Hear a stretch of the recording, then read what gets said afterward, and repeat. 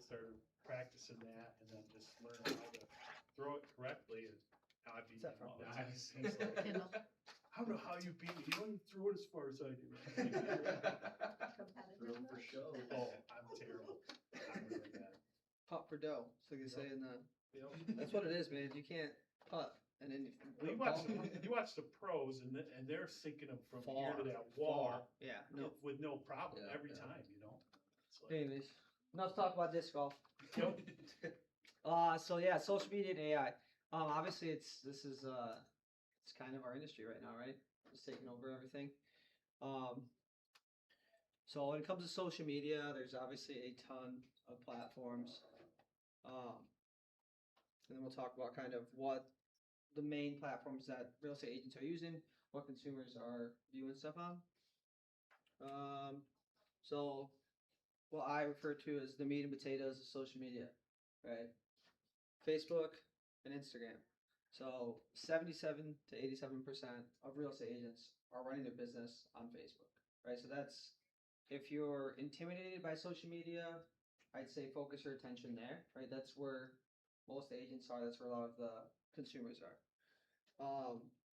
Like it says here, primarily a driver of sphere of influence. Also, don't feel like you have to take notes. I'm going to send all this stuff to you. As well as I have, it's a 10 real case uses for AI, and then a 30-day implementation of AI. So I should have said this, sorry.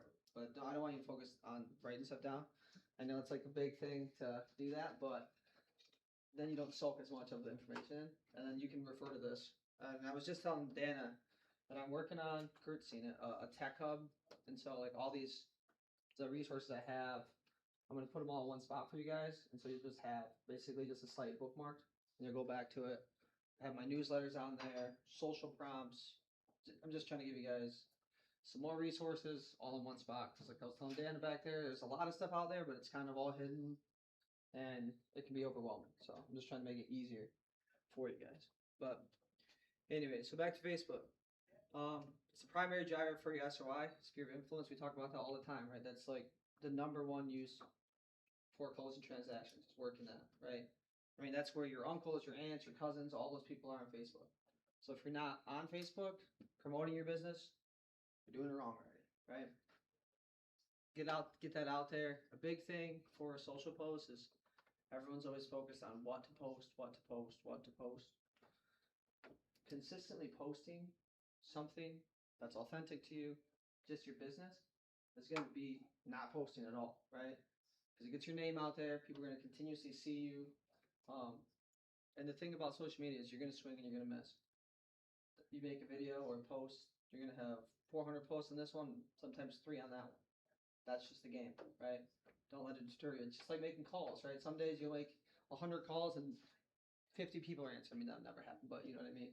Like, you'll get people to answer. You'll leave voicemails. And some days you'll make double those calls and it's all voicemails.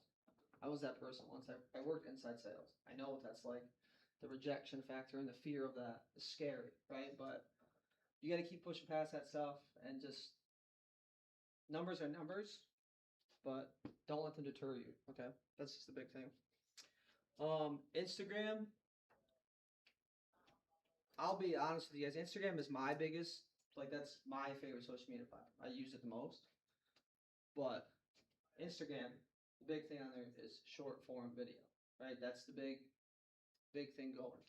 So if that's not you necessarily, right, I'd steer more that direction towards Facebook, right? You can still post on Instagram. I think making those posts on Instagram, even if it's the same exact post, having those in 2 different places is better than not doing it at all on Instagram. Because through Meta, if you have business, well, I think, do you need a business too? Do Meta? Yeah. So Meta, Facebook, and Instagram are owned by the same company, obviously. So you can make those posts without, like through Meta, the Meta suite, without having to recreate them individually. So it saves you time, right? There's also integrations through Command. And if you want to know what those are, just email me, we can sit down and we can go through that stuff, right? But like I said, Instagram, I'd say, is primarily short form video. I think Carla would agree. That's kind of the big hit there, right? But with that being said, just like Gary Vee told us at Family Reunion, making the same post to multiple platforms is better than not making any on both those platforms, right? Ideally, you're making catered content for each platform because they're all different, right? And we'll go through some of those demographics and some of those content types that are better suited for those platforms. But putting out content on these platforms is better than not doing anything at all, right? And again, a lot of it's the fear, or maybe it's a demographic you can't relate to. If you're not doing it all, your name's not out there, period, right? So effort is better than nothing, is what I'm saying. So When you say short, what's the length of short form? short form videos, what would you say, like a Like, minute? Not even. Under a Yes. minute for I sure. Yeah, under I'd that. say like honestly, your big hitters, it's probably like 30 seconds, honestly. I mean, you can have someone can drop off in under 5. So Yeah, I mean it's in the way like the way some of these like short form platforms are, like Instagram, like the way social media is now, it's not so much like, oh, I have 100,000 followers. I mean, you can have 10 and you can have a viral video. It doesn't really matter, right? So I think that's encouraging the way social media is viewed now versus how it was. And Gary Vee talked about that too at Family Reunion. Like it used to be the guy with 6.4 million followers. You know, I'm never gonna be that guy, right? But you can have a viral video of anything, right? And there's different like attention grabbing factors in videos that it's like you've seen those videos of what's the pancake lady? Judy's pancakes. Judy's pancakes. I don't know if you guys know who that is or not. But she Look makes- up. Everyone should write. You can write that down. you It's should- not yeah, there. Judy's you pancakes. should look up Judy's pancakes. So it's this Asian lady and she makes pancakes in Indiana. Yeah, And she it's does drivable. she does these crazy. It's like one's like a cow kicking someone and she like jumps into a bunch of chairs and then she like it's like a 10-second video. She's like, hey, I'm Judy. I make the best pancakes. And then it's like but it has like millions of views. But it's like a 15-second clip, right? So it's like that instant reaction of that cow or whatever it is that's what's catching your attention, right? So it's nice to implement those like quick little hitters. Like that's what caught my attention Mhm. because your attention span, and that's another thing just in psychology side of things is your brain, right? What social media has done to it is like your bandwidth for that. It's not long, right? How long when if you all scroll through social media, right? If you're on TikTok, Facebook, whatever, how fast are you thumbing through those videos? It's fast, right? So if you're putting a 2-minute, 3-minute video out and the meat of it isn't until 2 minutes, it's gone. You're wasting your breath, you're wasting your energy, right? That's why sometimes the short form stuff, that's really what is tracking right now. That's really what people are pulling to. And that's a challenge, right? Because how do you shorten that stuff, right? And we'll talk about different ways. Like, I don't have the answer for everything, right? But I utilize AI for some of those stuffs. We've utilized AI for some of our social media stuff. Like some of our videos that we've made, like, I mean, we're not coming up with some of that stuff. We're grabbing it, the different sound bits that are popular, the different scripts that are popular. Maybe it's a movie, maybe it's whatever, right? You got to jump onto the trends, and you don't necessarily have to recreate the wheel. So I think a lot of the social media stuff, you're overthinking it. You're thinking you have to make the next viral thing. Not necessarily. If that sound has 3.6 million uses, use that sound because that sound is trending. Right? So it's different. So you got to think about it a little bit differently. But anyway, so Facebook, seller, and move up buyer hub. So demographics, like I said, this is like meat and potatoes. 70% of U.S. adults right here. This is 35 to 65. So, and they said, 40 years old, the average home buyer curve? Yeah, something like that. 40 plus. Right. So that's your market, right? And like I said, I think focusing on Facebook is smart, but that does not mean you can't use the other platform to educate the ones that are preparing to buy, right? These relationships you guys are creating with these people, they take years, months, right? You don't know. You got to create that trust and build that up and kind of help prep them through that, right? The biggest thing that the barrier is like trust, right? You have to develop that trust. They have to be able to believe what you're saying, and you need to back that up in a way that's not salesperson, and you're not coming off corny or cheesy. Go ahead. Who are our two guys, Josh and Jace, right, that are back Exactly. in Michigan right now? How Exactly. many of you feel like you kind of know them because you've watched their videos and Exactly. stuff? And that's the difference now with social media versus that. That's where it becomes your SOI, even though it's not your SOI. They Mhm. feel like they know you if you're authentic and yourself on there. And I don't doubt those two guys act exactly like that. Oh but yeah, and they're that's not on that's what they tell you, right? Be your authentic self, right? Like, and if you want to go out and like, maybe it's just showcasing something you do in social media. Like, Kurt, you do chess, yeah? You have a Yeah. chess thing, right? So maybe he's advertising a chess group or whatever. Like me personally, golfer, ball golf, disc golf. That's what I do, right? Um, big wrestling fan. I also in college, coached high school wrestling, ref, right? That's my other side of things too. So like, that's the world I would be involved in, right? I would utilize those things because it's my authentic self, and I can speak to that with passion rather than just reel off numbers. Because like, they're not going to get to know you and trust you off just numbers or statistical stuff, right? You have to build that relationship with them and get them to believe that you're being authentic. Because I mean, you can tell. You mean you see an ad or something, you're like, that's corny or that's made up, or that guy's just reading the script, right? But if he's talking from a place that's authentic and that you can feel he's genuine about, you can. There's a difference, right? There's a visual difference in that. Let's see. Back to demographics of Facebook. I talked about this the other day. I'm 31, right? I don't use Facebook that much. Like, I really don't, right? I repost stuff. I'm more Facebook because of this place. Like, I recently posted on Instagram about my July. It's just like my nieces, my nephew, golf, and some friend stuff. And I thought, like, well, should I share on Facebook? And I'm like, no, I don't like Facebook. So I didn't post on Facebook. But that literally, as I was going through these slides, I'm like, I literally fall right outside of that demographic because I'm 31, right? And it's crazy because I am going more towards Facebook. So what I'm saying is some of these statistics aren't just BS, right? It's like, because I can feel that switch where it's like, man, I feel kind of old for Instagram a little bit, right? You see some of these things on there and I'm like, that doesn't, necessarily pertain to my life anymore. I used to post to Instagram a lot. I don't post anything anymore, really. So let's see, winning formats on there. Like I said, back to just consistent posting. So client closing photos, local business spotlights. Ginger does stuff like that too. She goes around. I think that's a great nugget, right? West Michigan has a bunch of little communities within, right here in Grand Rapids, Cedar, Greenville, all those little towns, right? That some of you are probably from, right? And so it's like showcasing that stuff. Again, being authentic, speaking towards it. Go ahead. So the the formats for me that have hit the hardest and that I've gotten the most views on are when I open up and I'm a little bit vulnerable on Facebook.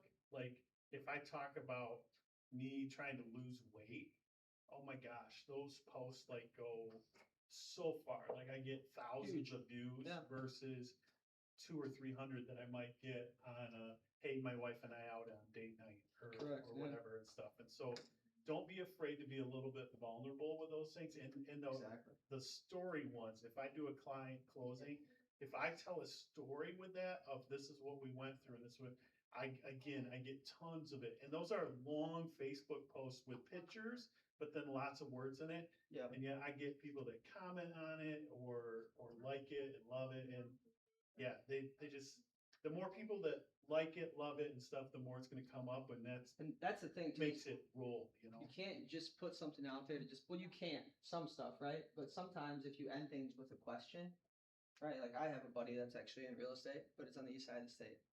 And he'll post things like this or that, right?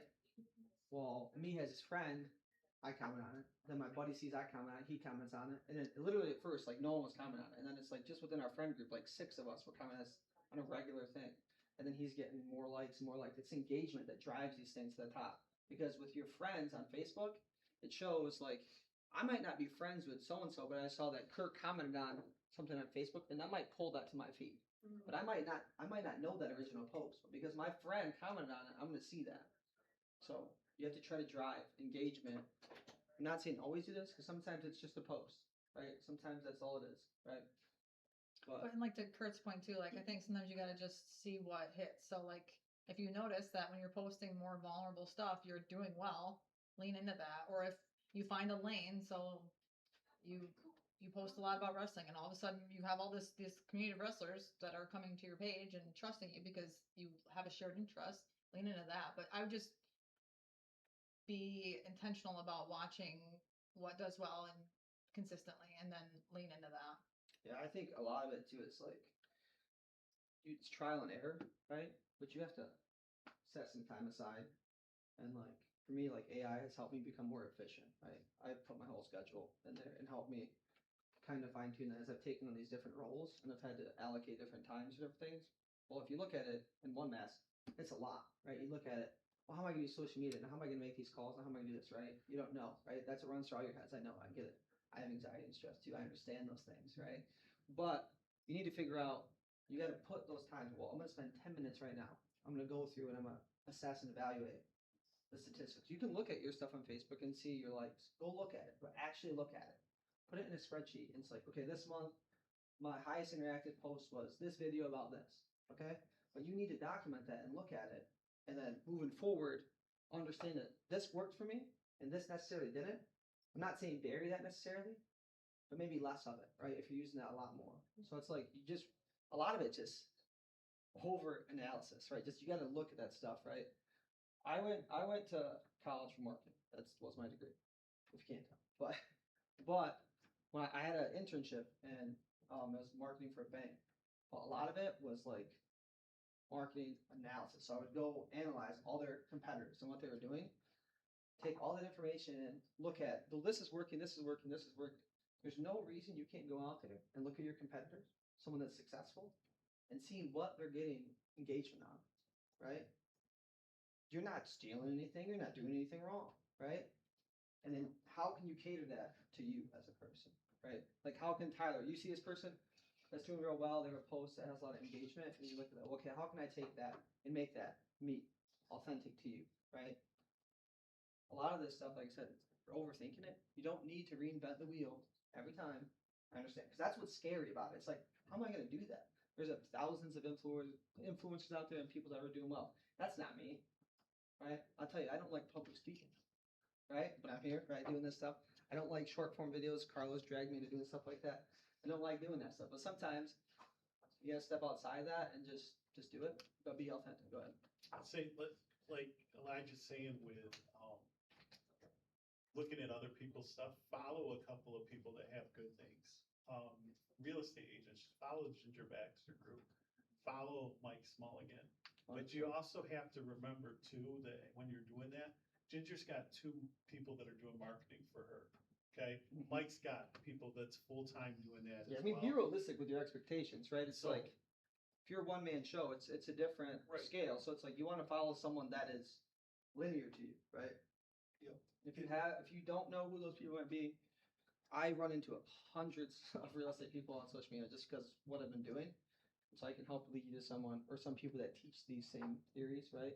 That you can follow, right? Even if you grab, I think it's like AI. I think I have like 3 newsletters that I'm subscribed to because I want to be a sponge and learn as much as possible about it. AI, right? A few months ago, I kind of like whatever, but I kind of knew it was going to come down the road. Well, it's inevitable that you're going to need to implement some of it, right? I'm not saying use it to run your life, but We to just understand had some of it. We just had a sales meeting with AI where the person working there had everything set up to automate everything that was coming in through social media, through web pages, through these different things. And so it's like Elijah said, if you're not learning it, you're getting left behind. So Yeah. I would just try to learn as much as possible. Just even if it's a little bit, right? Allocate some time to try. You got to, it's just like when you're in school, right? You got to allocate some time to educate yourself on this, right? And then there's some other time with implementation, right? If you're not doing that, it's like a car, right? Oil change. If you're running on old oil, it's not working real well, right? You have to replace and refuel that, right? So, Instagram. So, like I said, demographics 18-34. It's kind of more where I fall in here, but again, like I said, short form reels. Those are 15, 13, or 15 to 30 seconds. Stories, we like to utilize, like here at the office, I'll post like stories, even if it's little things like that. You can do polls on there to just get interaction. I would start posting some stories on Instagram if you have it, and kind of see where your viewers are, how many views you're getting, right? Like I said, I made that post recently. I was curious because of this class. I'm like, I've never looked how many people actually view it. I'm not talking about likes, I'm talking about viewers, right? So there's a difference, obviously, but getting viewers is still beneficial. I have a question. Go ahead. On the local business spotlights and on the Facebook side, is there a duration or should it be a shorter? They're not there at all. There's It's not- hard to go into a business and do like. Yeah, no, I get it. And I'm not necessarily saying it has to be like an interview, right? You could spotlight this video in a post and a couple pictures. Like, if you have a favorite coffee shop in a small area, right? So it's 123 coffee shop or whatever that may be. You spotlight that showing this, whatever. Maybe you call them, ask them a couple questions, just tell them you're a local realtor. Just you love the place and you would like to showcase that if you can, right? It doesn't have to be a video form necessarily, right? I think some of this is you got to build up to it too, right? Try to understand what to post. It depends where. If it's on Facebook, like Kurt said, some of those longer posts, they generate better on Facebook. I mean, that was surprising, I think, to us when we were going through this stuff. Like, Facebook, you can make these long, lengthy posts, and it's okay. For some reason, it actually generates more traction. But, like I said, I'm not in that demographic necessarily, so I don't understand that. But the numbers are numbers, and they don't necessarily lie, right? That's why I love numbers so much. But, like, I see a post on Instagram or Facebook that's that long, I'm probably not going to read it, right? Out of there. Right, but I'm 31. That demographic is above that. Anyway, secondary and emerging channels. So LinkedIn, YouTube, TikTok. I'd say if you have the time, if you're really trying to dive into it, you can come look at these. But I think again, focus on those meat and potatoes in Facebook and Instagram, especially if you're just emerging into this stuff. That's a lot, right? So don't try to overwhelm yourself. But go ahead. Just to add to what you said about LinkedIn, LinkedIn is growing and is. the people that are on there usually are employed. So it's one of the things to look at when you usually have business people and professionals that are on LinkedIn. And so taking the time to do that, it's probably what they say is the Facebook of business pages. So, Yeah. And again, like different content. Like for me, I've thought this through. Like if I was a real estate agent, what I would do, right? For me, LinkedIn, I'd post my market stats, some statistical things, right? Kurt saying most of these people on LinkedIn have a job, right? So most of them probably have higher education, right? So your language is different. The things they look at is different, right? I have a bunch of buddies that own businesses, and that's where they primarily focus things, right? Because they're talking to different, it's business to business. A lot of it's networking stuff, right? So it's different how you're talking to your audience. A lot of it is just understanding who your audience is, right? And how you can talk to them. So it's like Facebook, if it's 35 and up, and you approach it differently. That's why I think those longer posts generate more, right? Instagram, it's a little bit younger, so it's shorter, right? LinkedIn, different understanding level, different education level, a different meaning to be on that platform in general. I think too, like if you're not on LinkedIn, like if you're not active on it, you don't know how to talk. So like I'm not active on it at all. And so Beth has been really into posting our stuff on LinkedIn. I'm like, I don't even know how to talk to these people because I'm not on it. So I would say at the very least, if you're not comfortable starting to post on some like these outliers, like if you're not at least scrolling TikTok, you should be. So at least you understand what kind of content is out there because again, what you're going to post, like, again, I kind of I'm getting LinkedIn now. I understand it a little bit more. But if you're not even on there, just checking it out so you understand it, I think that's an issue. So I would say at the very least, just get on all of these so you're at least familiar so that when you can work your way up to being on all the things, you have a better understanding of how people talk on the different platforms. Yeah, I mean, I almost look at LinkedIn like a static resume for people to like look at you in your previous work history. Exactly. I look at other people on LinkedIn for that very reason too. I only post like a couple things here and there, usually just repost from other things. And that's totally okay too. Reposting is still a post, right? Like, and that's something we've talked about. I mean, I've kind of more on the other side of things, I think she helped me realize that it's still a post, right, with your name attached to it, right? And again, if you're not on LinkedIn, you should be on LinkedIn. You're a professional, you're a business owner, right? If you're not looking at yourself that way, you need to, right?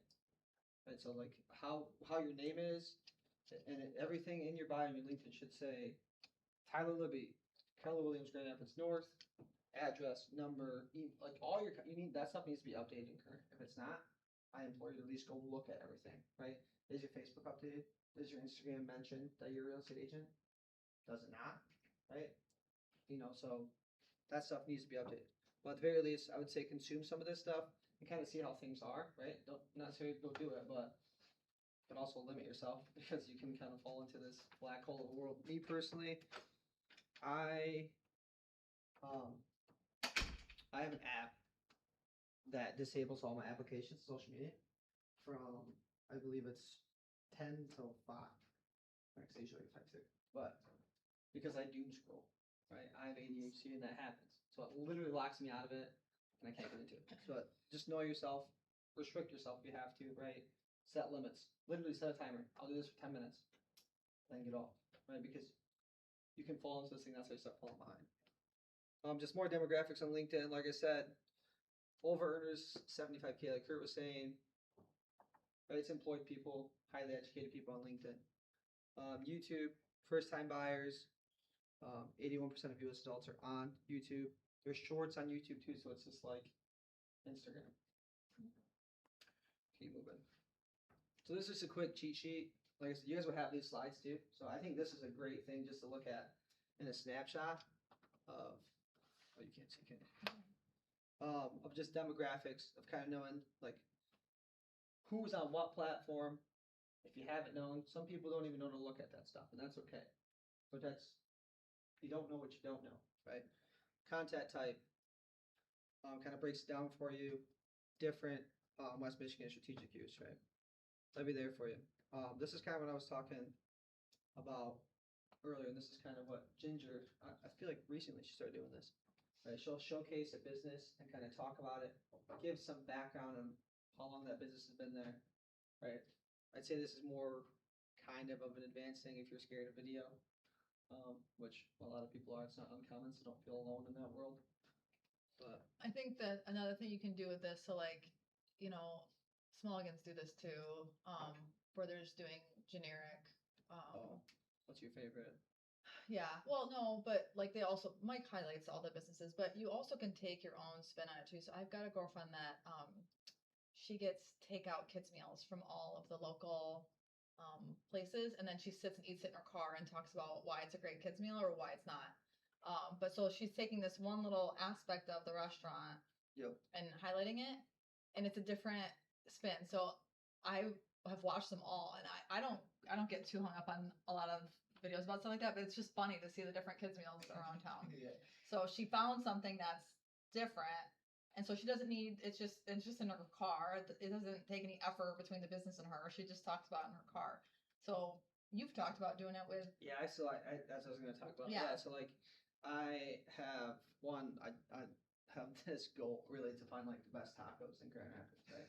And so I'm literally going to start this. I've talked about this forever, but I'm actually going to do it, right? Of going around and like seriously finding the exact kind I want and kind of making that thing. And I've done the same thing. I want to do the same thing with French dips because of whatever reason fell into this hole of French dips that I love, right? but that's what I'm talking about like just being authentic and then like just like because you can see that I like it, right? I just told that to you. You can see that I like genuinely like your French dip, right? However weird that is, but like again, like it says, build immediate trust, authentic, raw videos. They can see you, right? Enjoying that, smiling and laughing, whatever that is, they can see that emotion and take that in. That builds trust, right? I mean, Susan, you could do it like with gluten-free I stuff. was just thinking that. You know what I Literally. mean? I had that thought, like maybe 2 weeks ago, go around to different gluten-free bakeries. Yeah, fine. Or build a Because guide. I saw this one in Wealthy, it has a special room downstairs.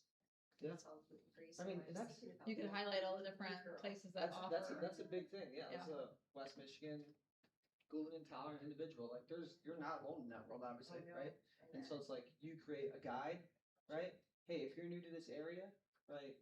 These are some of my favorite ones, right? and you've lived here X amount of years, whatever. So you're an expert in this area, Sure. right? And in that avenue specifically, right? It can. It's not limited to what you can talk about, right? And you guys are in like the people business, right? They say that all the time, right? It's not about homes, it's about people, it's about the connection, right? I mean, there's a ton of real estate agents, right? So what makes you different? How can you connect to people differently on a different level, right?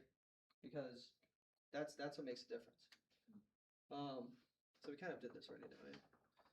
But we won't spend 5 minutes because we were talking No, about. but But we didn't really do that. so I'll just ask everyone: biggest hurdle. So I'll share mine or ours. Yeah. I feel like this is probably true for a lot of people. To me, it's like the easiest thing to go, right? So when your week is, we have too much to do in the week. This is the first thing that goes. Like, okay, we can't get to social media I this have week. no idea. So it's the thing that always gets cut, and it shouldn't be, right? Because it is important and it does matter long term, but it is always the easiest thing to cut. Like, okay, well, if we don't do social media this week, whatever, it's no big deal. So I think that's my biggest hurdle is making it a priority because it is. Yeah, I mean, for me, I'm a big structure person. So like, this is where me and her differ in this thing. Like, I will always say, like, hey, we need to talk about this. She's a little bit different at, so I'm kind of annoying. And I stay in my structure. I'm really good at that. Like, I've just kind of always been like that. I think kind of attribute that to sports, really. But because I used to have like this time, this time, this time, because that was the only way I could get things done. Right. So I'm good at staying in that lane. But my biggest hurdle, I'd say, is like just the fear of that. Like, I am naturally just I don't like social. I don't like it that much. Like I am an introvert naturally, right? Not always, right? I think there's two sides of me that are a little bit different, but naturally, I'm an introvert. And the video stuff scares me, right? So you have to make yourself comfortable in that, and there's different ways to do that, right? Like in college, I did a public speaking class, and that helped. It's like little tricks, things you can look at, right? Like they want you to look at people. That's kind of how I'm bouncing around from all you guys. So I don't feel like I'm staring deadlocked with Nate here, and it's like kind of weirding me out, right? So it's like there's different tools, or like I can pick a spot in the wall, and Dana thinks I'm looking at it, but I'm actually looking at that spot on the wall, right? There's just different things like that you can do, right? And the thing about the camera is it's weird, right? You're by yourself staring at this camera. So don't look at the camera. Position it off. It doesn't need to be a direct shot at you all the time, or you don't have to be. I'm here like this, like, and I'm reading out teleprompter. You don't have to do that, right? Some of it just can come to you more organically. So I guess. Cross your eyes and it looks like everybody's got an eyeball in their There you go. forehead. Yeah, I think the biggest thing is just identify what that hurdle is, right? And then rip it apart. Taking a video of myself, that is the hardest thing. Exactly. So My daughter always says, you don't do those right selfies, so now I'm just Well, saying. well, maybe you invest in a little phone stand, like $5-10 might make it easy for you. Because this is uncomfortable. I can't talk this long. It is, it's right? hard. And You're going through a house and then you're Exactly. doing it to yourself, then you're Yep. doing this, and it just doesn't come out right. well, So- identify your hurdles. Don't let them be your hurdles, right? That's the big thing here. It's like if that's your roadblock, well, roadblock can't go through that way, right? But you need to get over there. How bad do you want to get over there, right? That's what it is. So identify them, break them apart, and then tackle, right? So it's like that's if you don't understand what it is, that's your first problem, right? You gotta look inward before you can push outward. That's just always my thought on that. So AI, right? The next big piece of the puzzle, right, is a very intimidating thing. I kind of got brought into this tech role, and I won't say that I'm not techie, but I won't say that I am. Right? Every week I have 2 meetings, regional calls, which now they're going to be company-wide calls, and I'm in a call with people a lot smarter than me, right? Very intimidating, right? But I just embrace it, and I just ask questions to try to understand, and I accept that I might not be an expert on AI, and I might never be, and I might never be as good as the person next to me. But what do they say? Comparison is the thief of joy, or envy is a thief of joy. Is what it's saying is. You don't have to compare yourself to that person. You're never going to be that person. That's okay. Hey, yourself. Don't let that get in your way of doing things, because I think that's the big thing, right? I know there's some people that are gonna be like, I'm not going to get to that level. Like that's okay. But if you can make AI work for you in a little bit and improve your business 10%, 5%, 20%, that's 5, 10% you didn't have. Right? So they just gotta look at it that way and not let it kind of scare you. Is anyone using AI? I know Tyler's using AI a little bit. Yeah. What are you guys using it for? Like, what's your? Research. I was working on a buyer presentation. I rarely use Canva anymore. I pretty much just have AI do pretty Yeah, much yeah. everything. I get it. How? Like, what's your AI of choice? Claude. Claude. And what do you tell Claude? Well, there's a lot of different capabilities it has. So, for example, I would come up with a draft of a buyer's presentation on a Google Doc, and I'd say, I want this specific style, this specific theme, make a 6-page buyer presentation. And it was Yeah. really good. Very good. So Yeah. Claude, I love Claude. Claude is. You pay for it? Yeah, 20 Okay. bucks. Okay. I haven't done that yet, but I love Claude. So how I started with Claude was I came out this. I think Lauren Lucas. I think is what made me do this. And she's a AI whiz. I don't know if you guys have listened to Lauren Lucas at all. She talks about 100 words a second, and she's just really, really knowledgeable in AI. But so I got to Claude and I said, this is my job. I work for Keller Williams. These are the roles I do. These are my titles. These are some of my responsibilities. These are some of my goals. This is what I'd like to do. Right? And it absorbs that in. And then it says, well, hello, Elijah. And I understand you. It understands you, right? Tell it about yourself. Maybe scary, maybe weird, right? Feels like you're talking to yourself. And if it's easier, most of those things have voice, so you can just talk to them. And sometimes I think that helps better understand your language. So then it can generate text and stuff that spits out speaking more like you, right? So you don't have to go through and look at that's always review your AI content. Don't just be like, cool, boom, post it.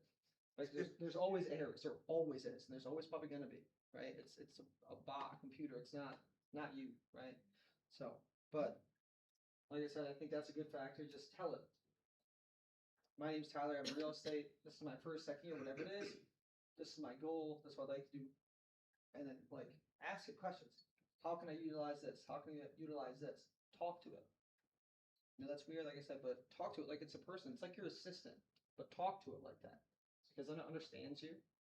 And then the more you use it, the more refined it becomes. Right? So like my Claude for me is fantastic, right? I can only use so many a month or a day, I believe, because it's the free version. But like Gemini, the same thing. I've used it more and more. And all of you guys have Gemini through KW. So like, please try it. And Gemini is getting better. Gemini is Google, but it's also backed by Apple. I don't know if you guys knew that or not, but it's my projection that Gemini is going to be a monster in the next year or so, just because you have 2 monster technology companies, right? Probably the biggest in the world, right? And talk to it. How you talk to it matters, and so it's important. Do that. My frustration with Gemini is it doesn't seem to remember things that I've been talking about or where I'm from. Like I'll say, hey, what is the weather in Greenville? And it doesn't understand me. And it says, in Green Bay. And I'm like, how could you not know that I am in Greenville, Michigan already? I mean, it's just Do you pop into your searches, your chat, your what's it called? Yeah, your search history. Your search history. I stay in my same ones, right? So I do a tech. I'll show you this thing really quick. I have had it though sometimes where it does the same thing to me where it knows I've told it this already and it makes me repeat it. I do. There's some weirdness. There's some weird glitches. Yeah, for sure. I have experience though. Yeah, I mean, and it's And definitely. I don't use Gemini. It's just on my phone. It just took over my Google. So you have a. Oh, okay. That's what it is. Okay. It's just Oh, not I see. Day to day, it doesn't remember. I usually use Chat GPT Okay. and research or anything, but Okay. the Gemini portion just is so frustrating, and it took over my phone like 3 times now. So I was like, what? Kick me off. Are you Android? Yeah, Yeah, I have it on mine now, yeah. but It it just doesn't remember. it doesn't remember any. Of I wonder if the that's a prior setting you can turn conversations. on. It's like on your phone.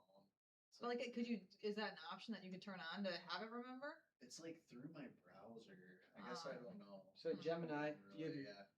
your search your past your chats. I click back in these and I just keep building on it, and it just keeps developing things. So I use this a lot, like my tech newsletter. If you didn't know I did that, now you do. You should know, right? I pop in there back to that same thread, right? And I ask it questions, but then it keeps understanding the same thing. It keeps building on it. I don't start a new chat every time, right? I can do that with ChatGPT, but not on my phone with the Gemini. Yeah, and so that might be a, you know, if you're trying to do in-depth things, maybe pop on your computer or try to, right? But and there's some of these things, you know, I find out these things every day. I feel like I see this thing. Oh, I didn't know that. You gotta take it on the chin, kind of. Let's see. Notebook LM is very useful for coming up with ideas. 100%. Yes. 100%. So what I do, actually, one of my things I always in my newsletter, I always highlight the MRAA podcast. Right? If you guys don't know what that is, it's KW's Million Dollar Real Estate Agent podcast, and is it Abrams? He brings in different people on there monthly. I take that link, I plug it into Notebook LM, I ask it, right? Give me 3 takeaways that a real estate agent can use in their business today. And usually I tailor it to West Michigan, right? Because that's where we are, right? And that stuff matters. And so it'll spit me out 1, 2, 3. Let's be specific with that, right? But I don't have the time. I try listening to that podcast, but I don't always have the time. There's only so many hours in a day, and sometimes you're busy, can't do that. But that allows me to do that, right? And so it's great for like resources. I am in the process right now of putting a bunch of procedures in one document. I then want to throw that into, especially with her leaving, right? There's some roles she has that will have to be understood that I don't know. So I want to document all those. I'm going to throw them into Notebook, and then basically use it as a library. And I'm going to ask it, hey, how do I do this? And it's going to pull it and find it for me so I don't have to flip through pages, right? Be more efficient with it. Like that's, you just got to think about it like that, because there's a lot of benefits. A lot of it's time, right? But if you can shave 30 minutes of doing this, that's 30 minutes you have back to call people, to door knock, to whatever it is you want to do. Maybe it's 30 minutes with your children, your spouse, your friends, whatever, because that balance matters too, right? So it's just being efficient. So AI for agents, the instant client response thing, right? That's like mini chat and those kind of things. Could do some of that work for you. I saw, and I was gonna put this in here, but I didn't. The response time matters, right? If someone messages you or does something to you, leave that hanging for a couple of days, that shows them kind of, they don't take it seriously. Or maybe they're overwhelmed. Or maybe they're just not organized, right? Like to me, if I reach out to a business and I get their back fast, I'm probably moving on, right? You don't want that, right? So that's some stuff that can help do that for you without you worrying about it. You were talking about this earlier, Tyler. Cost-effective visual. So virtual staging, right? They're doing a lot of this stuff.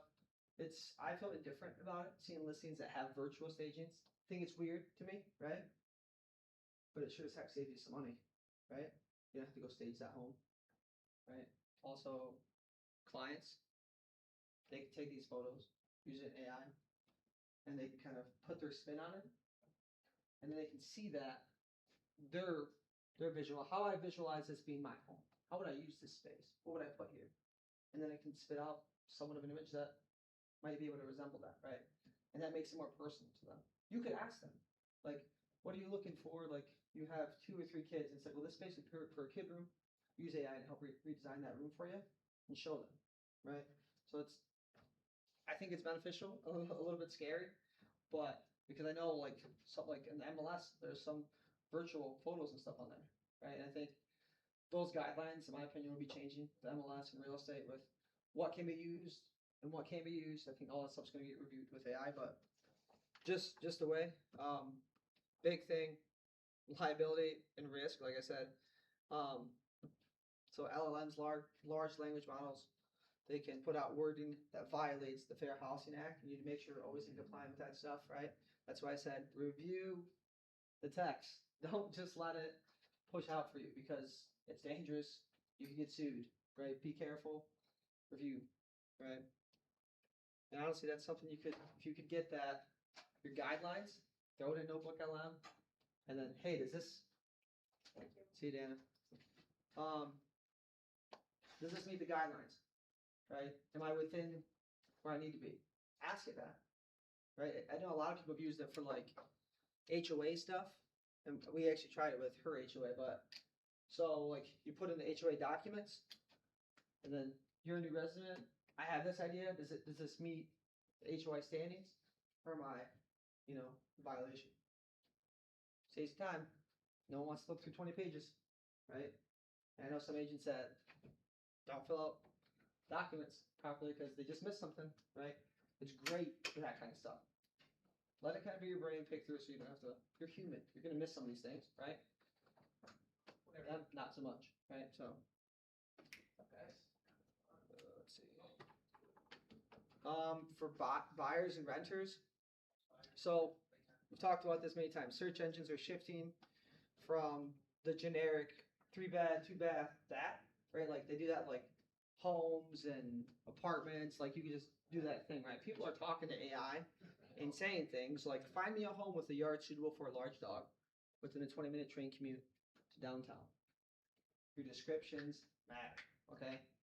Because that's the language people are talking to AI with, right? And I think I have it in the slide here, but was it 82% of people searching for homes, was it homes? Yeah. Are using AI as a search thing? So the language used does matter, right? And that was done by, was it Realtor.com. Realtor.com, right? So not Joe Blow necessarily, right? Someone that has a big, stake in the game. So, but again, like I said, spatial reimaginings, like I talked about earlier. Buyers can upload a photo of an ugly, outdated kitchen into an AI engine, and it helps them visualize what it is. And that's kind of what you do when you have people taking them on showings, right? You have a couple kids. This could be great for this. Just imagine if that was there, right? That imagination doesn't necessarily have to stay in imagination with some of these AI tools. So just know that. Could be a tool for you. For sellers, this to me is more just be up to date with your stuff, right? Because sellers, they can use this stuff. They can study their neighborhood, right? I think we've done it with her neighborhood and kind of just looked at homes are selling. What are they selling under, right? And so you can just monitor. They can do this on their own a lot, right? So just for you guys to bring value, that's the big thing, right? You got to provide value. Be up to date with your stuff and present that for them because they can do this on their own as well. AI is kind of just creating that leverage. But again, as long as you create those relationships, should be able to benefit too. And some statistics, like I said, 82% of Americans report using AI tools to research the housing market. Like, that's insane to me. 82% of Americans. Right? I mean, I haven't seen Google search in a long time. Right? The only time I'm ever searching Google is on my phone. I type something in my iPhone, my search, Google is my search engine, so it pings it to there, right? But if I'm on my computer or doing whatever, it's all AI stuff, right? Perceived value of time.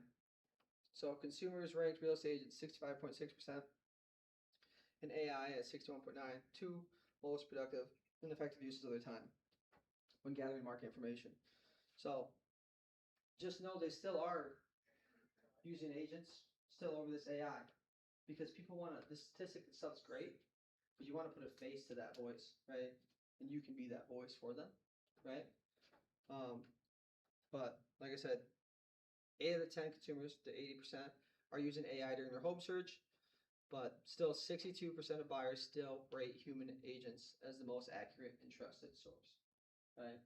So I say this just because a lot of people are scared of using AI, and they're scared it's going to take their job, and they're scared of all the stuff it can use, right?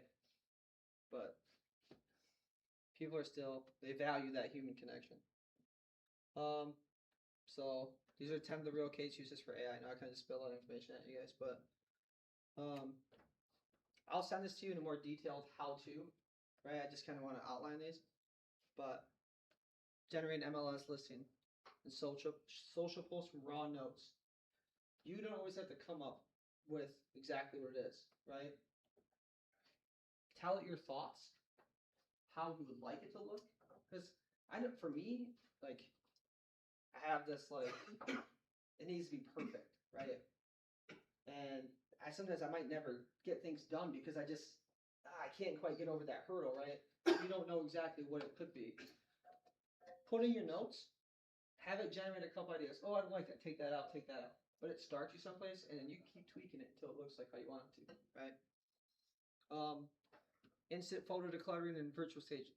We talked about the 50-page inspection reports into repair requests.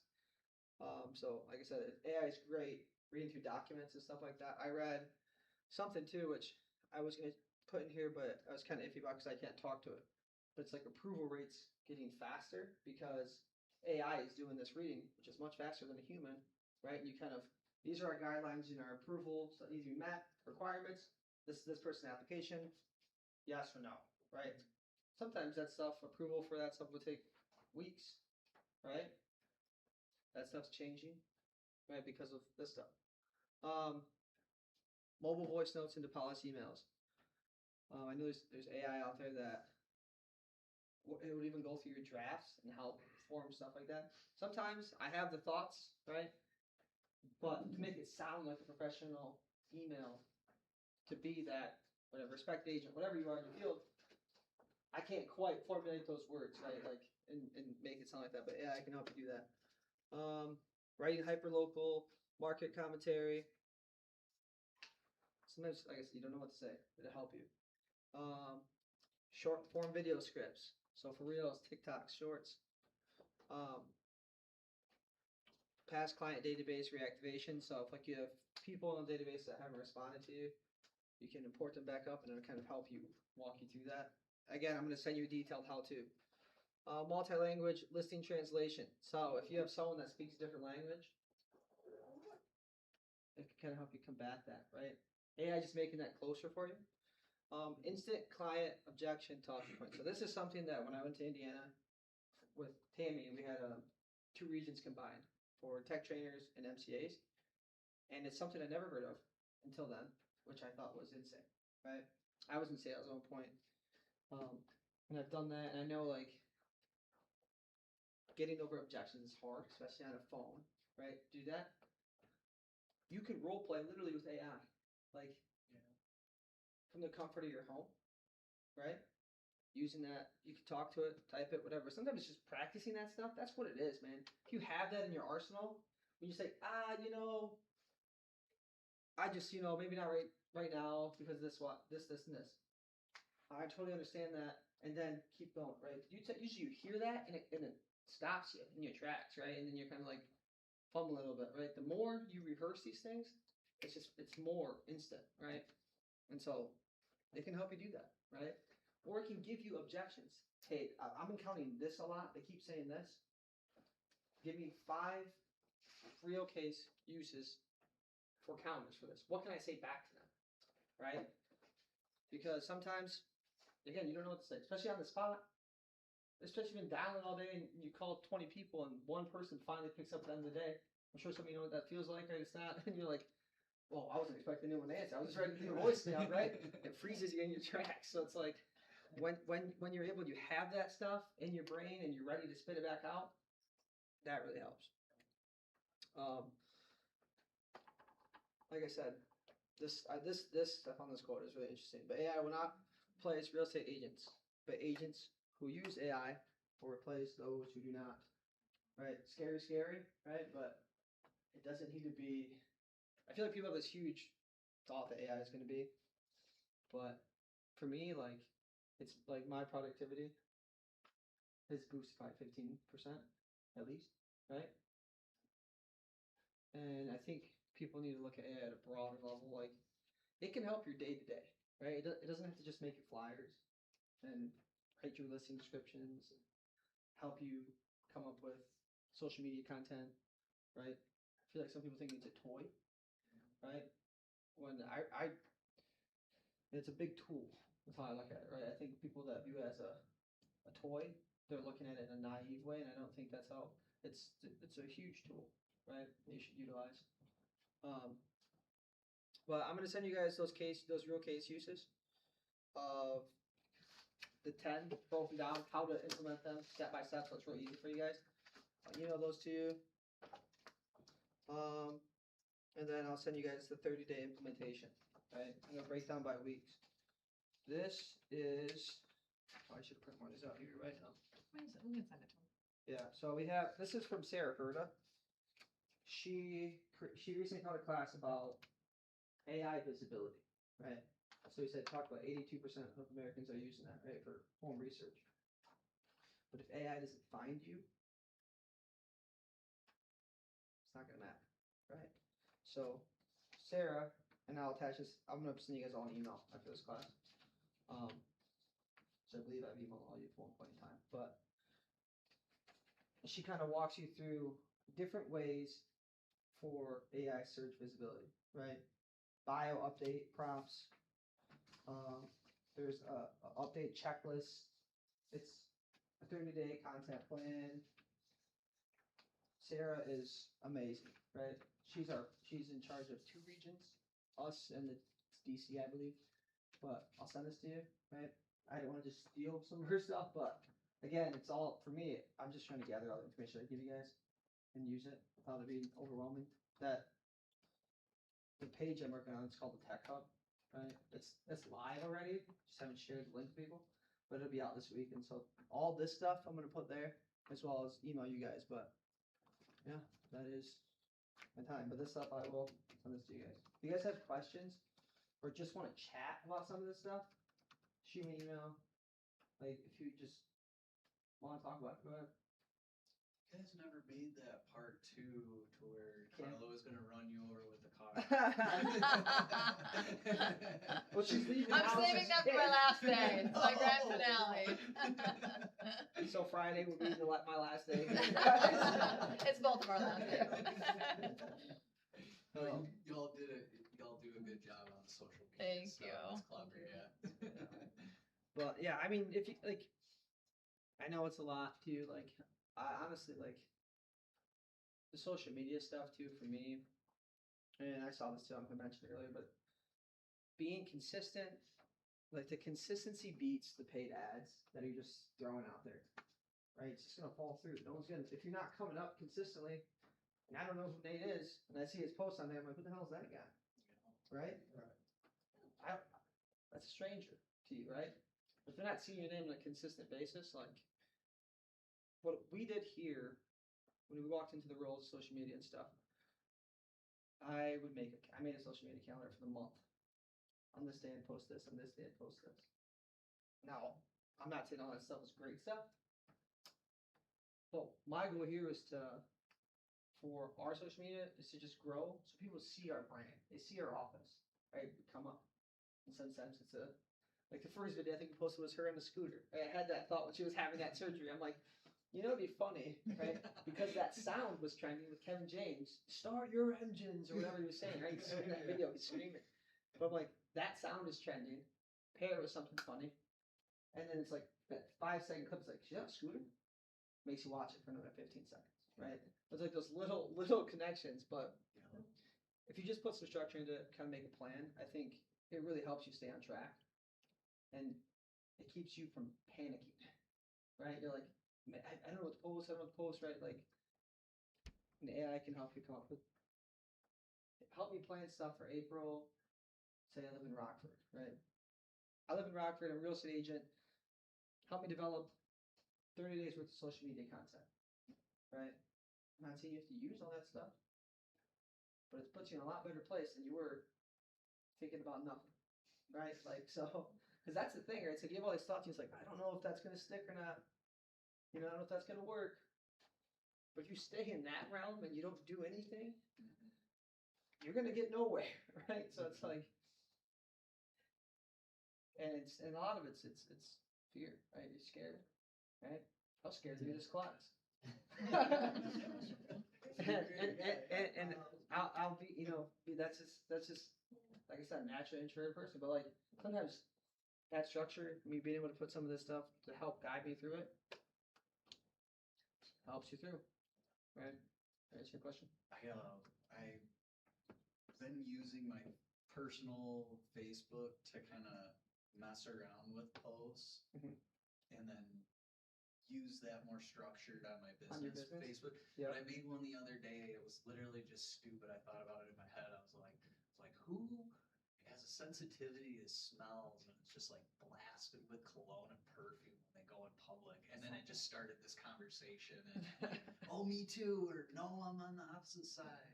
And that's what I'm saying too. It's like, so some of this stuff, it's like, you're just generating conversation. Yeah. Right? You don't always have to be about, personally, if I see a real estate agent, it's like, market stats, and this is why you should buy this home, this is why you should buy this home, that's all they're talking about. I'm like, well, no thanks. Like, it's boring, it's stale. Yes. Every other agent does that. Right? You have to make yourself different. Be authentic, right? That was a real question that you had that you're like, huh. You're like, who? So I'm not alone, right? But it generated comments and it generated engagement, right? The authenticity really can boost that, you know, and it's maybe it's a niche amount of people, right? But then there's groups of that stuff, right? So like, how many Facebook groups do you guys have? Probably more than you know, right? You can make one. Russell, he made I think it was a parent one. Nice. But he gives it like parenting tips and different, I forget, it's like superhero parent, something like that. But start a group. I think Katie has a like a Peloton bike one she does, like Cam does chess too, Kurt does chess, but little things like that. If you're making these connections with people, there's your SY. Right? Sometimes I think it's overcomplicated. And break it down. You need human interaction for your business. Right? You don't have a storefront. You are the storefront. I can't walk into your thing and look at something on the shelf, right? So you're that storefront. Your digital presence is that storefront. Right? So break that down. If you gotta brainstorm, what are my likes? What are my hobbies? How can I implement real estate into that world? How can I interject it? Right? Start having those questions with yourself. Talk to AI about it. Tell it your hobbies. Ask it. How can I do this? Right? Just need to have those conversations because some of these things before I even started thinking about this stuff, I didn't think that way at all. Right? I thought maybe I'd send a bunch of mailers out or emails or whatever, market stats, that kind of thing. That stuff's good. It's touches, right? But on a personal level, people don't connect with you like that. And so it's just a different way of bringing yourself as a person and your likes. And you're not alone in having that one like, you know, not that, like your favorite food might be this. A whole lot of people that like that too, you know? So it's like just understanding that. Like for me, or just understanding your community. Like for me, like I said, I ref high school wrestling. I have probably in that association in this side of Grand Rapids, it's probably like 40 reps, right? It's people, right? Right to ask why, right? If that was the case, right? It's just different things like that you got to think about. Like, what do you do for hobbies? You run, right? You're into a whole. There's a whole group for that stuff. Like I started running a bunch. I actually in October I'm gonna try to do a 5K, right? Oh, I just don't love running that much, or I don't like doing that stuff. But that's a whole community of people, right? Yeah, and I feel like I did a reel recently that was just like a short clip. And I feel like the shorter the clip, it actually, so they kind of can trick the algorithm. I think it's like 3 seconds somebody needs to watch your video for it to count as a view. So if it's just like a short, like for you, if you were doing the taco thing, and Yeah, you were just yep. like a little like boomerang of you just about to bite a taco, and then it's like read the caption for 5 comments. That repeats the video, so it thinks people are watching it over and over because it's only a 4-second. What? video. And and a lot of it too, it's like little clickbait things, right? So it's like that might be your poll, right? Because It's like, damn, that I love tacos. Let me read this. yeah, and then boom, you have an article or you have a whatever in the comments, right? So like that's your call to action. This is your data, right? So it's like you got to find out what that is for you that you can connect with people. But yeah, so if you guys, like I said, have questions at all, if it's ridiculous, whatever, social media and AI stuff is ever evolving. Right? And honestly, just gonna say that. social media too, and this is like we talked about before. This is like there's not a wrong way to do it. There's just really not. Like You know, I think you could be professional. Still, there's some like that kind of stuff. Like you gotta still maintain a certain level of professionalism, maturity, or whatever. You know, whatever. Just understand that, right? But operate within those guidelines. Where there's a whole lot of stuff you can talk about, right? FIFA World Cup just happened, right? That's a huge talking point. If I was a real estate agent, I would have leveraged that, right? Because millions of people are talking about that every single day, right? Maybe you're not big in soccer, but some of your friends might be. Right. Hey, who's winning the game tonight? Who do you think, right? I'm a big sports guy, like whatever. So it's like you just start creating that engagement. It's just a foot in the door. You need people that talk to you, right? That might help. It's like, hey, just so you know, I'm a real estate agent, whatever. You know what I mean? Just helps interject that without it being like, hi, my name's John Smith and I sell real estate. Please call me back. Bye. You know, like it's you're talking about something and having human interaction, and then it allows you to organically get there, right? And that's what it is. It builds that trust, it builds that rapport, and then you can talk about it, right? So find those talking points. Find what you like. Find what you're passionate about. Maybe it's your family, right? Whatever. But find what works for you. Let's not, like I said, we said before, there's not really a wrong way to go about social media. It's just not, you know. But anyways, I like the kids meal one too. That's very niche. Yeah. it's very cool, right? There's Yeah. there's so many things.